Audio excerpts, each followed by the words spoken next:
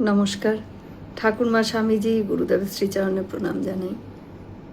ঠাকুরকে পেতে হলে আমাদেরকে যে কতটা ত্যাগ স্বীকার করতে হয় সেই নিয়ে স্বামী ভূতেশানন্দ মহারাজের লেখা থেকে কিছুটা অংশ পড়ে শোনাচ্ছি। সবরই শ্রী ভগবানের চিন্তা করছেন শৈশব থেকে। রাম তার কাছে আসবেন, তার দর্শন পাবেন। শৈশব গেল, কৈশোর গেল, যৌবনও গেল, বার্ধক্য চলে এলো, তবু রামচন্দ্র এলেন না। কিন্তু সবরই হতাশ হননি।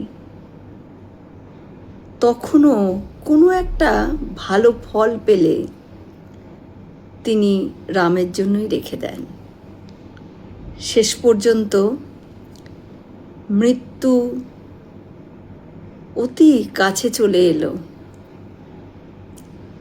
সেই সময় শ্রীরামচন্দ্রের সাথে তার দেখা হলো, সবরীয় মুক্তি হলো। সুতরাং কখন যে তার কৃপা লাভ হবে তা আমরা কেউ জানি না। কৃপা লাভের জন্য শ্রীরামকৃষ্ণ বলেছেন তাকে ব্যাকুল হয়ে ডাকতে হবে। ঠাকুর বলেছেন তার নাম গুণগান, সাধুসঙ্গ, মাঝে মাঝে নির্জনে বাস, নিত্য অনিত্য বিচার করতে হবে। আর একটা কথা ঠাকুর বলেছেন, সেটা হলো মস্ত বড় কথা, ত্যাগ। তোমাকে অন্তর থেকে ত্যাগ করতে হবে। এই যে জীবনকে তৈরি করার জন্য ঠাকুরের আদর্শকে আমাদের নিতে হয়। ঠাকুর একদিকে যেমন ত্যাগীর শিরোমণি, আবারও সংসারের কর্তব্যে কখনোই উদাসীন ছিলেন না। তিনি একদিকে যেমন সন্ন্যাসীর আদর্শ সর্বত্যাগী, তেমনি তিনি গৃহস্থেরও আদর্শ। বহুমুখী ভাব ছিল ঠাকুরের। সর্বভাবের মানুষ তার আদর্শতে দেখতে পান।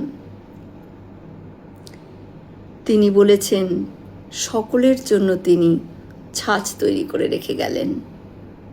তা সে ভক্ত হোক, জ্ঞানী হোক, মূর্খ হোক বা মস্ত বড় পণ্ডিত হোক, গৃহস্থ হোক বা সন্ন্যাসী হোক, এর দৃষ্টান্ত জগতে বিরল।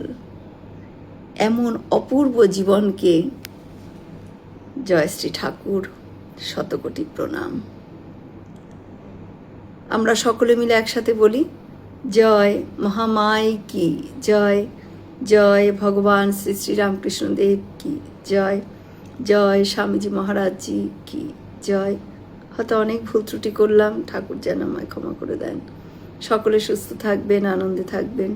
ঠাকুর মায়ের কৃপা দৃষ্টি সকলের উপর বর্ষিত হোক। শুভরাত্রি।